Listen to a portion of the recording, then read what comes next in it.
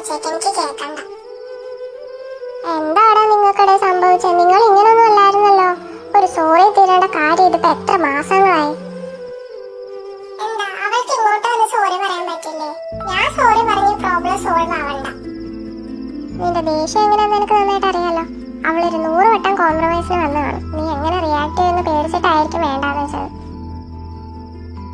Please മിക്കോ, നീ ഫോണൊന്ന് വെക്ക്, എനിക്ക് നല്ല ദേഷ്യം വരുന്നുണ്ട്.